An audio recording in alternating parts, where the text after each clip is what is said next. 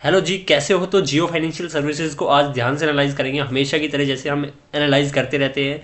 तो हम पहले चलते हैं इसके बिजनेस के ऊपर में। तो बिजनेस पे चलते हैं, तो इनका जो मेन बिजनेस है वो है इंश्योरेंस ब्रोकिंग का, पेमेंट बैंक का, पेटीएम सॉल्यूशंस का, पेमेंट सॉल्यूशन का, और लोन्स का, और लीजिंग का। तो मेनली ये मतलब कि फाइनेंस में काम करते हैं, फाइनेंशियल का इनका बिजनेस है। तो ऐसा बिजनेस में कोई वो नहीं, एम्बिग्यूटी आप समझ गए होंगे, ठीक है। उसके बाद में हम चलते हैं इसके फाइनेंशियल्स के ऊपर में। फाइनेंशियल्स के ऊपर के चलने से पहले हम एक चीज़ देख लेते हैं स्टार्टिंग में ही। तो प्रॉफिट लॉस में हम चलते हैं। तो जो ये नेट प्रॉफिट है वो 31 करोड़ से कंपनी ने 1625 करोड़ लेके गई है। उसके बाद में ये देखते हैं कि इतना पैसा बुक्स में आ रहा है नहीं आ रहा। तो भाई अगर देखें तो बुक्स में ये पैसा नहीं आ रहा। तो ये एक नेगेटिव पॉइंट है कि मतलब कि जितना पैसा बन रहा है वो एक्चुअली में बुक्स में आ नहीं रहा, बल्कि 10,000 करोड़ वापस चला और गया है इसका, ठीक है। तो उसके बाद में ये एक नेगेटिव पॉइंट था। कभी भी किसी कंपनी में हम ये चीज़ देखते पहले। उसके बाद में इसके पीएस देखते हैं, तो इनके पीएस में है Aditya Birla capital, Tata investment Corp, और ये सारे जो आप देख लेना। उसके बाद में अगर हम चलते हैं इसके बैलेंस शीट के ऊपर में, तो बैलेंस शीट के ऊपर में इसमें जो फिक्स एसेट है वो 180 के समथिंग है, और जो ऐसा कुछ इतना खास नहीं, क्योंकि अभी ये नए नए इन्होंने बिजनेस एस्टेब्लिश किया है। और अगर हम इसका क्या देखें तो बोरोइंग्स देखें, तो बोरोइंग्स लगातार कंपनी की बढ़ी है। वो ये फाइनेंस के बिजनेस में है, तो ये बोरोइंग्स वगैरह ऊपर नीचे चलती रहती है, वो इस ऐसा कोई बोरोइंग्स में कोई दिक्कत नहीं होती। और क्वार्टरली अगर नंबर देखें तो जो सेल्स है वो लगातार पहले यहाँ पर 612 करोड़, 493 करोड़, और 478 करोड़, इतनी। अगर हम सेल्स को हमें ईयर ऑन ईयर बेसिस पे देखना चाहिए, ना कि क्वार्टर के बेसिस पे, क्योंकि सम टाइम सीजनल भी होती है। तो सेल्स अगर हम देखते हैं 2023 से ये लगातार कंपनी की सेल्स ग्रो हुई है। और अभी कंपनी अपने बिजनेस को एस्टेब्लिश कर रही है। अगर आप यहाँ पर देखो तो इनके पीछे जो मुकेश अंबानी है वो इनके पीछे, कंपनी के पीछे है।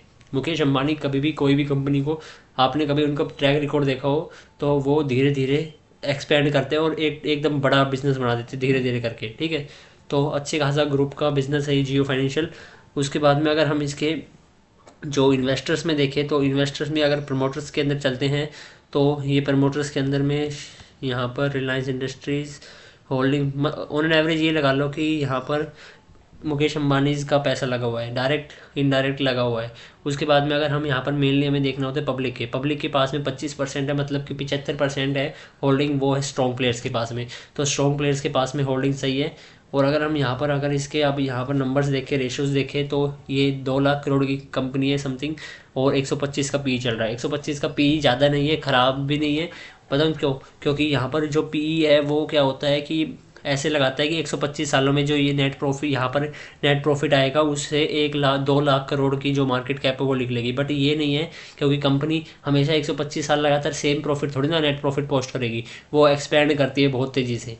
तो इस कारण से ये नेट प्रॉफिट पी को हमें इग्नोर करना चाहिए।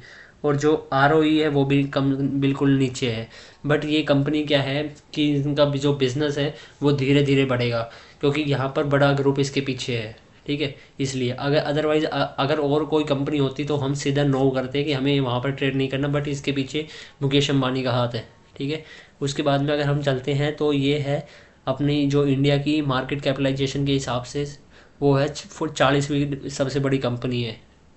और अगर हम यहाँ पर इनके चार्ट पैटर्न में चलते हैं, अब फाइनेंशियल वगैरह सब चीज़ ठीक है, बट मेनली यह क्या है, इनके फ्यूचर के हिसाब से हमें चलना चाहिए, क्योंकि इसके पीछे रिलायंस का हाथ है।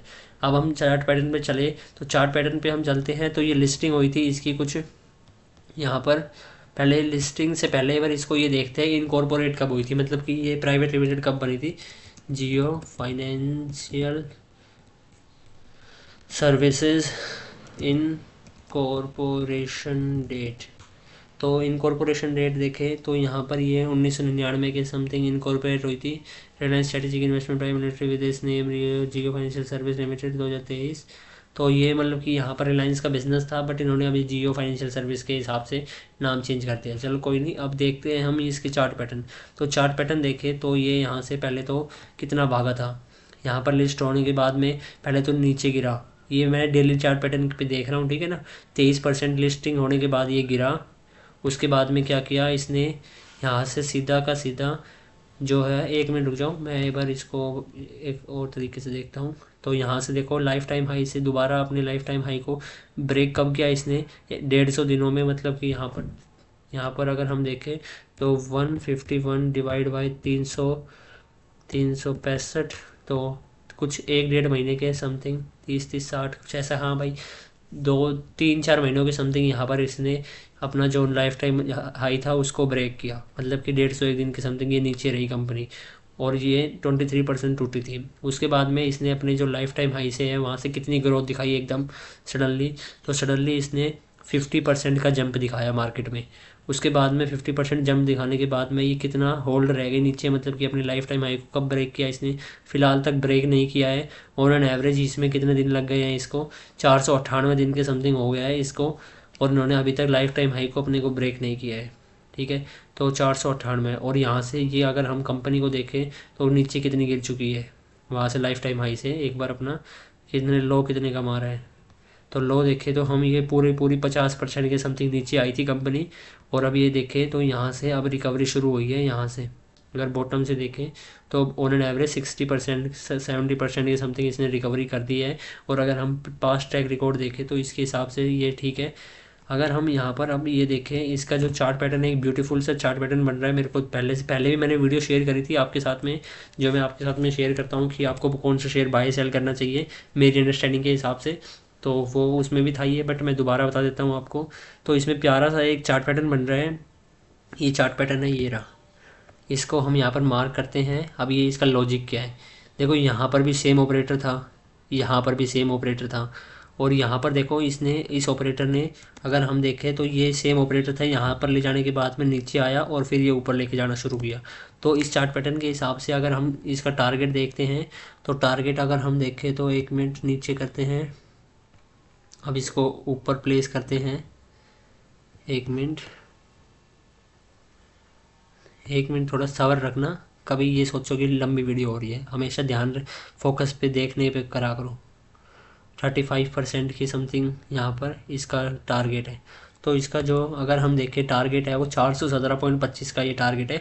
तो यहाँ के समथिंग वो जाएगा ही जाएगा, और उसके बाद में ये फिर से जैसे कि यहाँ पर इसने किया ऐसे ही यहाँ से नीचे आके फिर निकल लेगा, बट ये यहाँ पर तो जाएगा ही जाएगा। 417 इसका टारगेट है, और कंपनी आगे एक्सपेंड करेगी अपने बिज़नेस को। तो ये इसका टेक्निकल चार्ट पैटर्न था, और जो इसके नंबर्स वगैरह हैं वो आपने देख लिए हैं।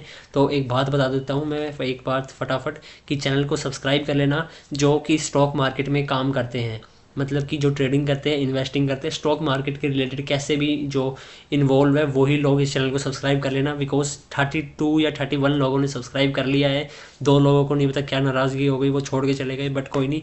मैं आपको कहना चाहता हूँ कि आप मेरे पर ट्रस्ट करो, आप चैनल को सब्सक्राइब करो, और कोई भी वीडियो आए तो उसको मिस मत करना, ठीक है। और सारी वीडियो मत देखा करो, जो आपके रिलेटेड काम की हो वो देख लिया करो, ठीक है। और मिलते हैं नेक्स्ट वीडियो में, तब तक के लिए मौज मारो, और कमेंट करके बताना आपको किस चीज़ में क्या प्रॉब्लम आ रही है, वो मैं आपकी सॉल्व कर दूंगा। स्टॉक मार्केट की जो भड़क है वो मेरे को दे दो, और अपने बिजनेस पे फोकस करो, अपनी पढ़ाई पे फोकस करो, ठीक है। तो मिलते हैं नेक्स्ट वीडियो में, तब तक के लिए बाय।